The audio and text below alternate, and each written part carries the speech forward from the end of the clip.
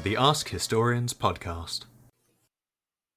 Welcome to the Ask Historians podcast. My name is Ryan. I go by Kugelfang52 on Ask Historians, and today we are here with the Ask Historians flared user Lubyak. Welcome. Yes, thank you very much for having me. I'm really excited to be here. Well, today we're going to be discussing topics related to a question that Lubyak answered not too long ago. The question was, why did Nazi Germany and Japan ally with one another? Since Nazi ideology considered the Japanese inferior and Japanese ideology considered the Japanese to be superior to Europeans, what was the potential endgame between the two? Also, why didn't Japan open a second front against the Soviets?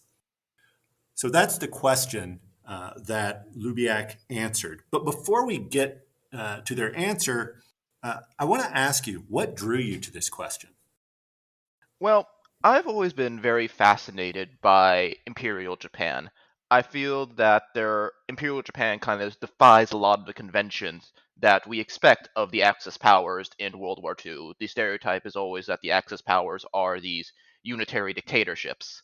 And while Imperial Japan was definitely an authoritarian, racist, and an all-around terrible regime, its internal politics were very dynamic, and there really wasn't a kind of a single leader. So what really particularly drew me to this question is that there also doesn't seem to be much cooperation between the Japanese and the Germans, even when there was potential cooperation.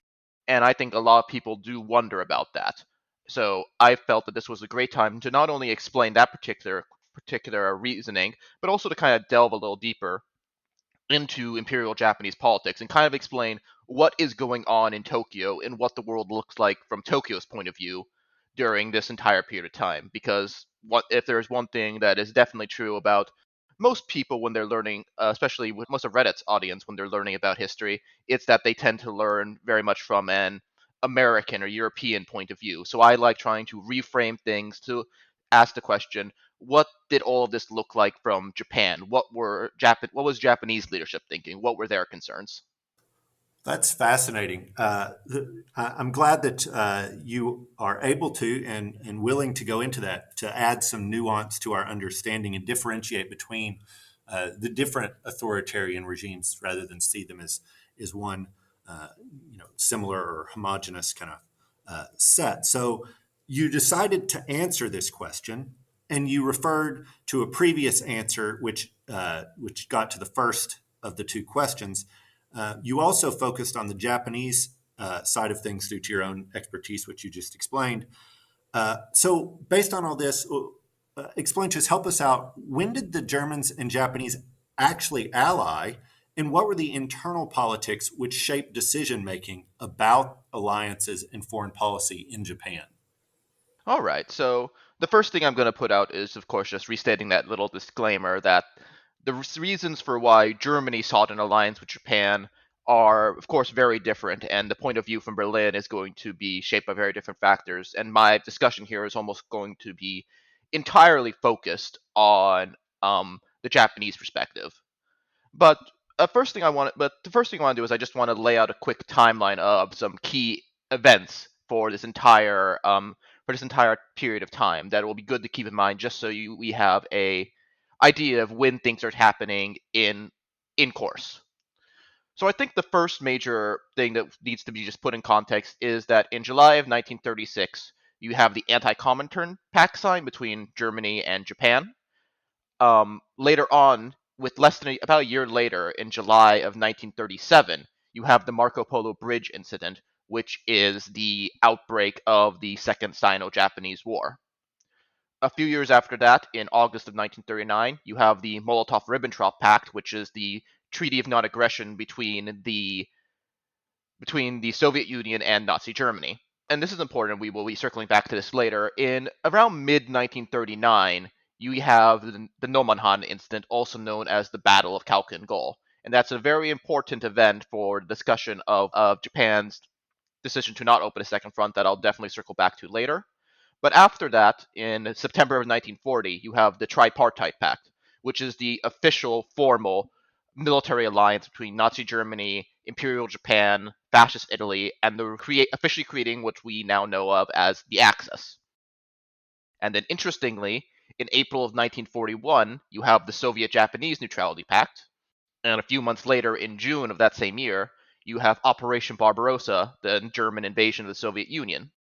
And later that year, in December of 1941, you of course have the outbreak of the wider Pacific War with the Japanese attack on Pearl Harbor.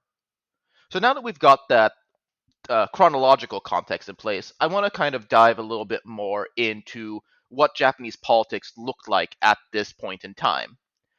There are a few things that you really need to be aware of when you're discussing Imperial Japanese politics. The first and most important is the influence of the military over the Imperial Japanese political system. Everyone usually reads about Japanese militarists and that the military ruled Japan in World War II, but I kind of want to go into a little bit of detail about that. The first thing is that within the Meiji Constitution, there is what is translated into English as the principle of supreme command, which essentially required that the military, at first just the army and then later the navy, answered directly to the emperor. And they did not go through the cabinet, and they were not under the authority of the prime minister. Now, this sounds fine. A lot of nations have a setup where their head of state is the supreme commander of their military. But in Imperial Japan, there was a few additional context, which is that the emperor was expected to be a kind of distant figure. The emperor was not necessarily supposed to be going about making daily proclamations and declarations of what they were going to do. The emperor was, the term of art I often hear is that they were to rule but not govern, and they were meant to be disconnected from the day-to-day affairs of the state. But, of course, when the Imperial Japanese Army and the Imperial Japanese Navy answer directly to the emperor, not to the prime minister, and the emperor is supposed to be very hands-off, that effectively means that the army and the navy are responsible to no one but themselves. Then the second point that I want to bring up is that there is a requirement in Imperial Japan, and this changes sometimes, but this requirement stays mostly throughout the entirety of the Meiji constitutional era, is that both the army minister and the navy minister of the cabinet have to be active duty officers. They have to be actively serving in the military, which then has the unfortunate corollary is that the army and the navy have an effective veto power over the government. The army and the navy have the ability to collapse the civilian government by having their respective minister resign, then refusing to order someone to serve as a replacement, which means that the cabinet collapses and a new cabinet will have to be formed.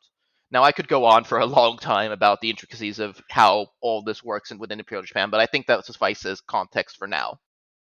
The second big thing is the infamous Imperial Japanese Army-Navy rivalry. Because the Army and the Navy each only answer to themselves, there was no true unified national defense authority. This had the unfortunate thing that the Army and the Navy each tended to prioritize their own interests over whatever you could describe as creating some kind of cohesive national strategy. When it comes to the Soviet Union, the IJN in particular really needs to be noted because the IJN had this fear of being marginalized if Japan's focus was on the continent. If Japan's focus is on continental Asia, focused against Russia and China solely, then the Imperial Japanese Navy really has no reason to exist beyond a small coastal defense force, when the Imperial Japanese Navy has these ambitions to be a large, powerful blue water navy capable of standing up to the great naval powers of the world.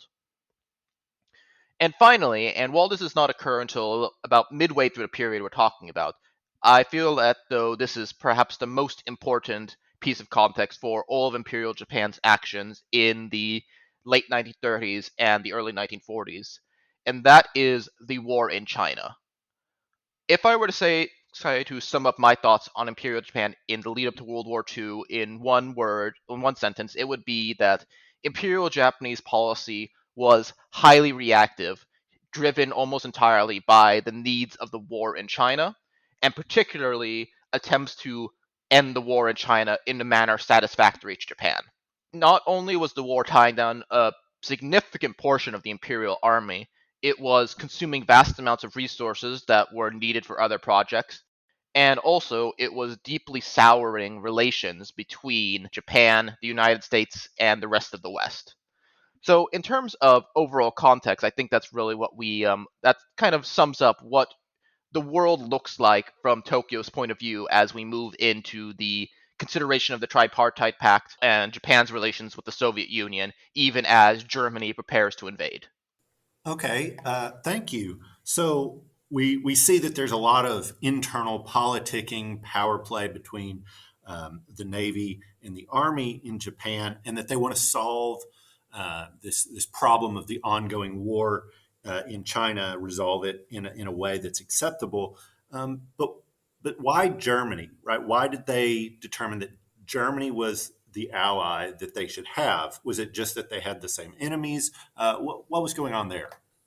Okay, so yeah, definitely Germany almost seems as an odd partner for Japan. Japan fought against Germany in World War II, and Japan had taken the German base at Tsingtao. Yes, that's the same one as the beer.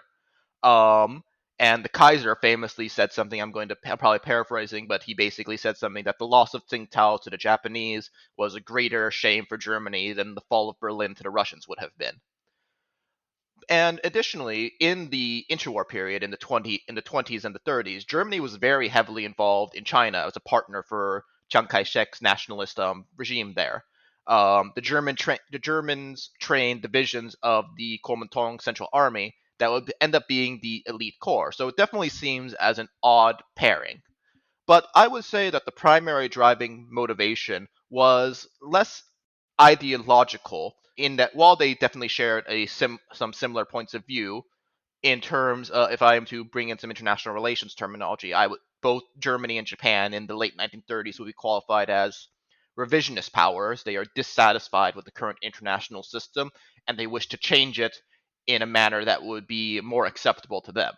But at the same time, I would put most of the onus a as not so much on the ideology, but so much more as practicality. They shared enemies, they wanted to deter the same powers, and they benefited each other in that sense. So in 1936, we have the Anti-Comintern Pact, which is the first kind of movement towards a formal German-Japanese alliance. And the Anti-Comintern Pact, as you might expect, is directed mostly at the Soviet Union. Both Germany and Japan were very, very concerned about the rise of the Soviet Union. Japan, in particular, had recently acquired Manchuria, creating its puppet state of Manchukuo, which, unfortunately for them, had a very long border with the Soviet Union that was ill-defined. So this initial partnership with Germany was aimed at the Soviet Union, aimed at trying to deter the Soviet Union, preventing the Soviet Union from being able to take aggressive military action in either the West against Germany or East against Japan, because they would have to contend with the other power on its other frontier. And Japan was overall satisfied with this.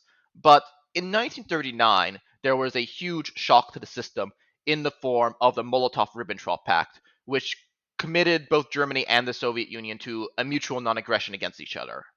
And Tokyo viewed this as a massive betrayal against it, and as not only that, but a violation of their agreement with Germany under the Anti-Comintern Pact.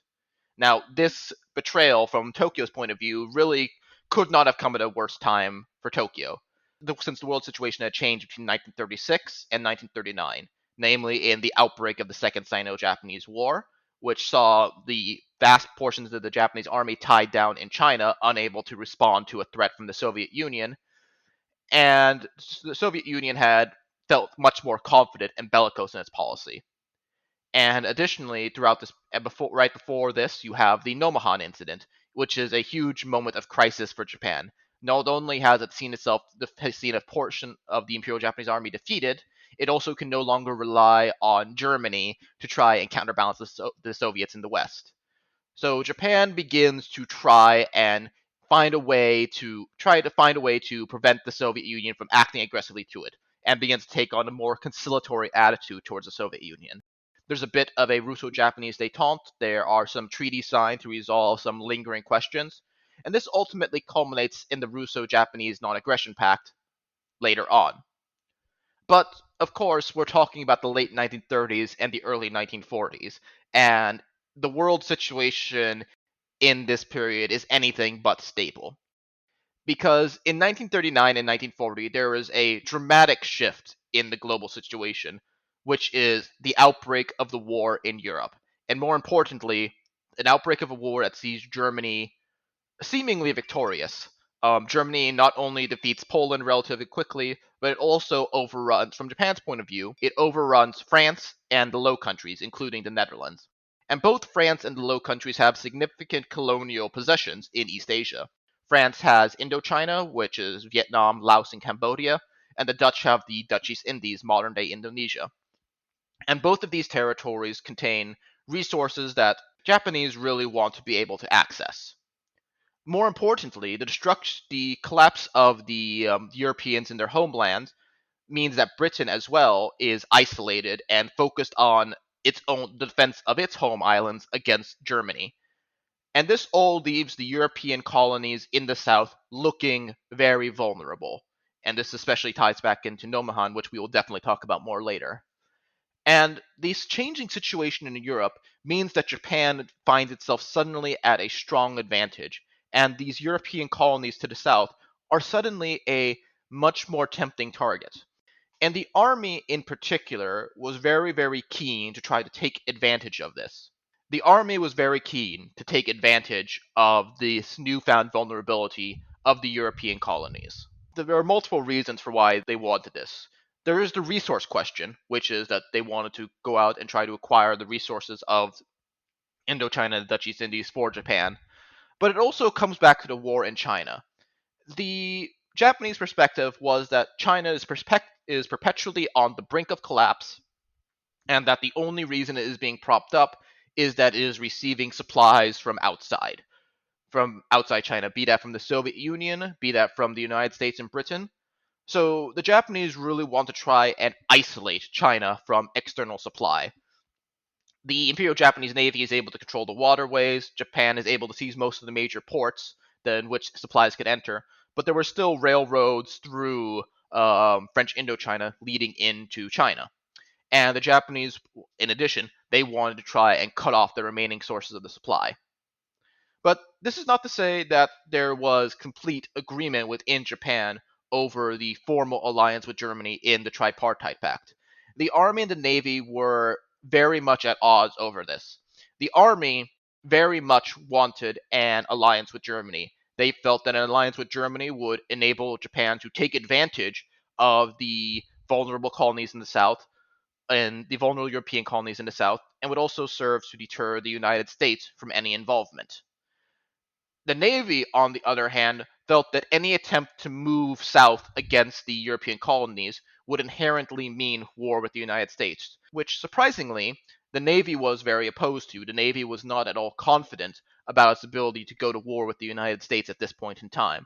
And so the Navy wanted to avoid the alliance in order to try and mellow out relations with the United States and attempt to continue to find some kind of negotiated settlement with the United States. The army, of course, thought that it was possible to only attack the European colonies and avoid war with the United States, and the army and the navy were at loggerheads over this decision. Ultimately, interestingly, what led the navy to concede wasn't any particular change in the policy sought by the navy, but rather an internal political discussion. In order to get the navy to support the alliance with Germany as well as to commit to the southern advance that would entail, the Navy ended up requesting that it basically insisted that if we are to move south, it will mean war with the United States, and the Navy will need more ships. We will need more ships in order to fight this war, which of course results in the Navy needs to have more and more of Japan's resource allocation given to us, and the Army agrees to this.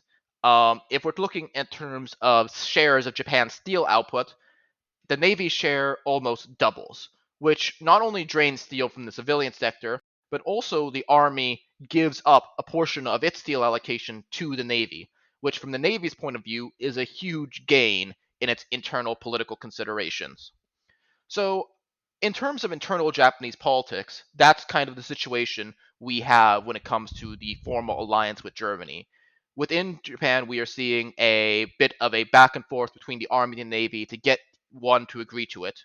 while the wider political goal has shifted from balancing against the Soviet Union to balancing against the United States, which, with the outbreak of the war in Europe, was really the only power that had any ability to deploy force to counter Japanese aggression in the region.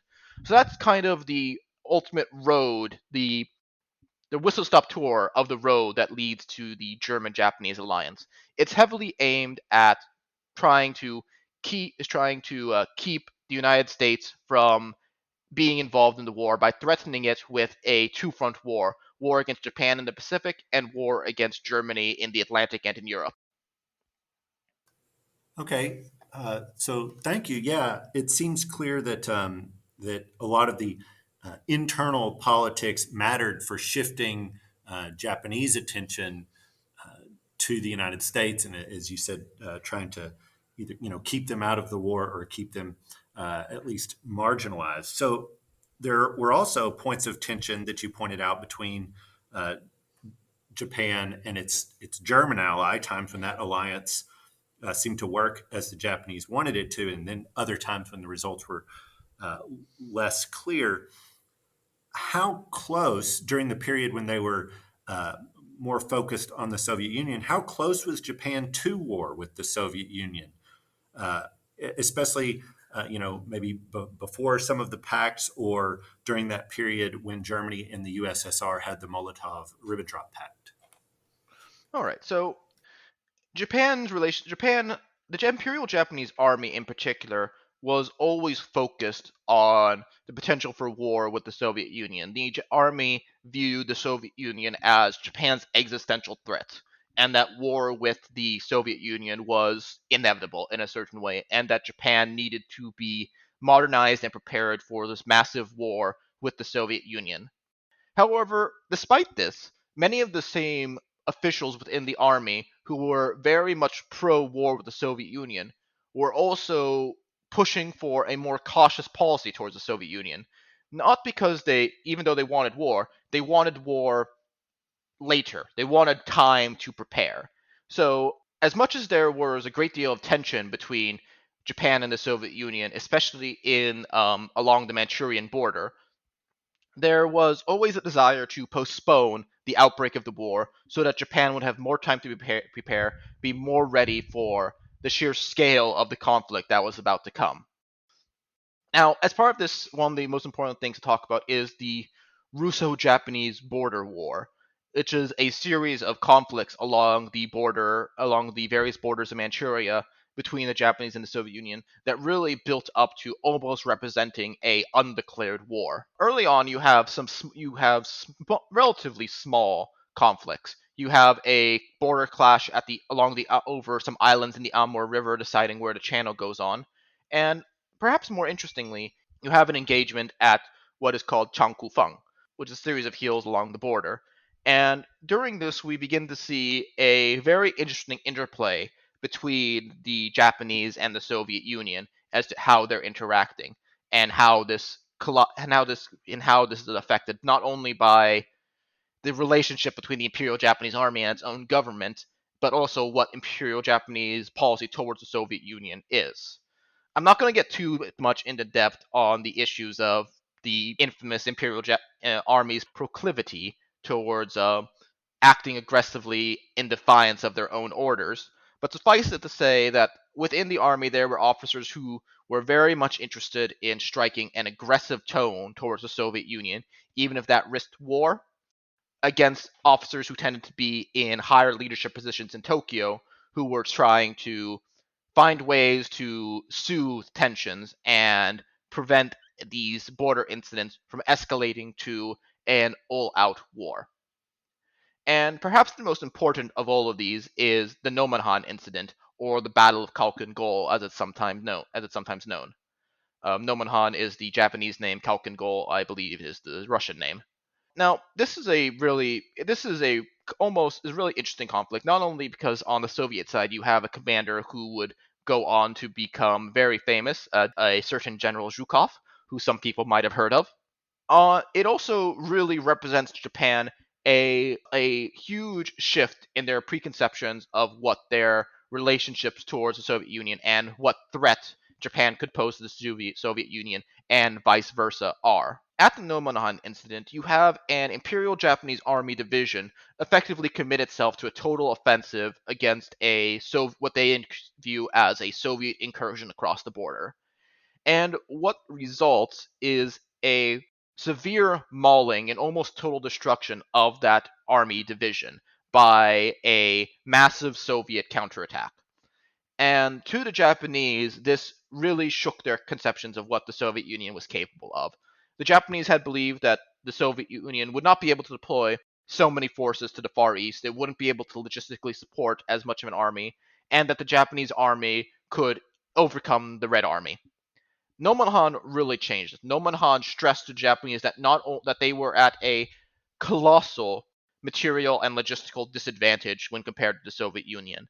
The Soviet Union showed itself able to deploy large formations of armor, infantry, and huge concentrations of artillery in amounts that the Japanese simply couldn't match. And the Japanese, after Nomenhan, are almost forced to be more conciliatory towards the Soviet Union because they realize, especially with so much of the army tied down in China, that Japan cannot truly risk war with the Soviet Union at this point in time. So, throughout 1936 to 1939, 1940, while there are definite border clashes and there are times where potentially these border clashes could have escalated into a full-scale war, the policy in Tokyo was not so much that we are going to war with the Soviet Union now, but much more a we must continue to prepare for war with the Soviet Union. It's coming, but it needs to be later. We need time. We need to play for time so that Japan can become stronger, and then Japan can maybe consider that war with the Soviet Union.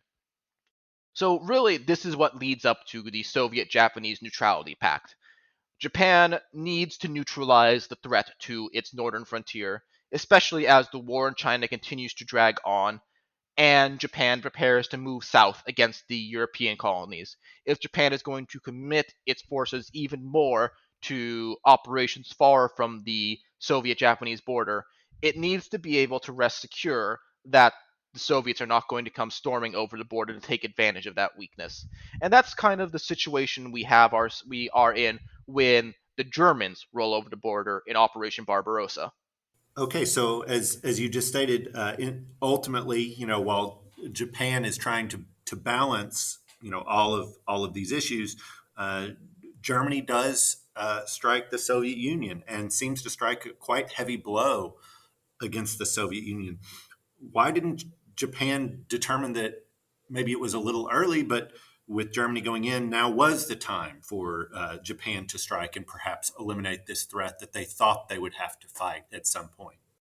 There were definitely voices within Imperial Japan who were very, very keen on the idea of taking advantage of the German invasion to attack the Soviet Union. Perhaps infamously and rather ironically, former Foreign Minister Matsuoka, who was the man who had negotiated the Soviet-Japanese Neutrality Pact, but a few months later was in Tokyo demanding that the army invade the Soviet Union. And this kind of goes into show how I describe Japanese policy as being almost very reactive in a certain way. Japan had to strongly consider what it was going to do in reaction to Operation Barbarossa, as of course it seemed to some that this is the time is ripe. The Soviet Union is going to be distracted by the massive German invasion, the German threat to its home territory in the West. We will be able to march into the Soviet Union and take what we need with very little resistance. And at the same time, you also have the continued pressure for and preparations for the advance to the south. And here, almost at the point at which the Pacific War is about to begin, the question of should Japan move north or should Japan move south again comes into this hyper-focused detail. So there was definitely strong consideration over whether Japan should attack the Soviet Union. The Kwantung Army, which is Japan's army in Manchuria, was built up to a sizable force of about 16 divisions in preparation for launching an attack against the Soviet Union in cooperation with Germany. And this is called, and I'm probably going to butcher the pronunciation here, but Kantokuen, which is an abbreviation for Kwantung Army Special Maneuvers. there were plans being drafted up for the invasion, but ultimately these foundered in favor of in favor of moving south instead. And the Japanese defeat at Nomenhan almost certainly played a distinct role in this. In order for the attack on the Soviet Union to be successful, it would have to be a quick, decisive blow. The last thing Japan needed was another long-term, drawn-out war against an enemy it could not defeat, a second war in China, except this time in Siberia. And from the perspective of the Imperial Japanese Army, they began to notice that while the Germans were achieving great victories in the West, they were not advancing far enough, they were not winning fast enough, and they believed that the Soviet Union would continue to be able to resist the German invasion, which occurred meant that the time may not yet be right.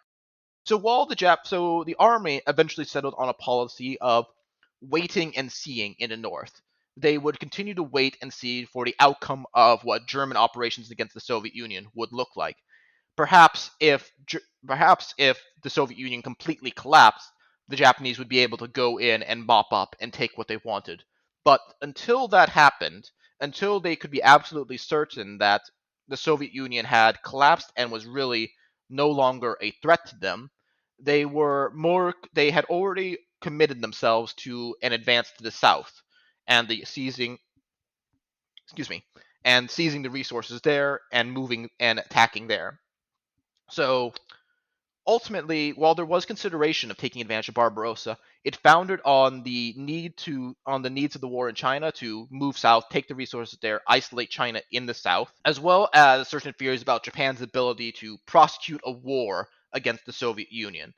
As I talked about earlier, the battle at Nomenhan had really had an impact on Japanese consideration, and if the Japanese had suffered such issues against the Soviet Union at the Nomenhan Incident, the question of whether Japan would be able to prosecute a quick, decisive, victorious war against the Soviet Union was very, very much in doubt.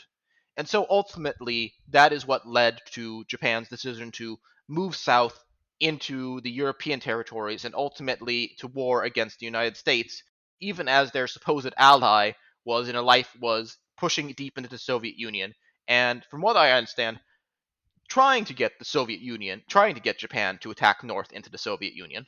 Well, thank you. All of that is fascinating. It seems like both allies made a move that ended up costing the other one, Germany into the Soviet Union, and Japan into the United States.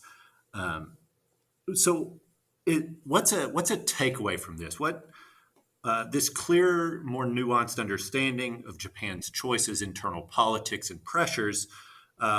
What should we understand from this? What can we learn?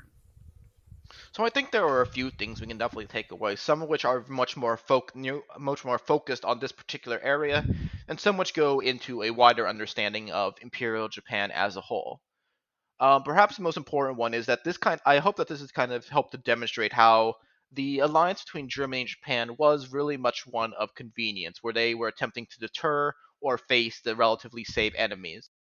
You don't see much consideration given in Imperial Japanese discussion over the lack of Yamato spirit in the Germans or the presence of that spirit thereof. You don't see much going into these kind of deeper spiritual considerations about what an alliance with Germany means. The discussion is almost always framed around what does the alliance with Germany do for Japan in relation to the Soviet Union or the United States or Japan's own issues in China. And so it is very much a attempt. The alliance with Germany is very much a politics-driven event. They are trying to achieve a political end. And while there is definitely a lot that can be talked into about similarities between Japanese and Nazi racist ideology, I don't necessarily think that those were a driving factor behind the alliance.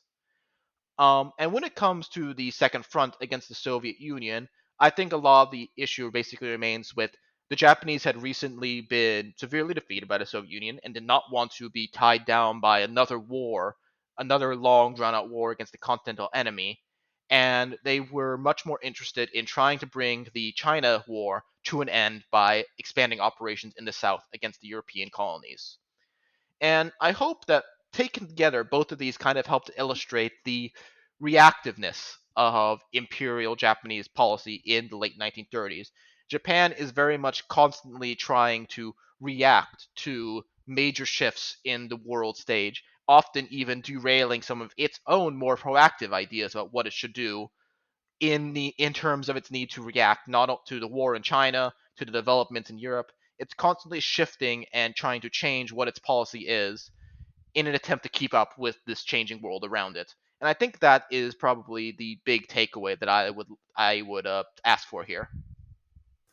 Well, thank you so much for sharing this with us.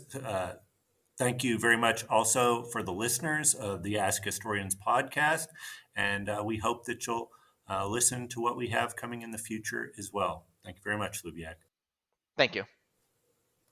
You've been listening to the Ask Historians podcast. Please support us at patreon.com/askhistorians. Find more history like this by following us on Twitter and Facebook, and by visiting us at askhistorians.reddit.com and ask hundreds of historians and enthusiasts anything you want to know about history.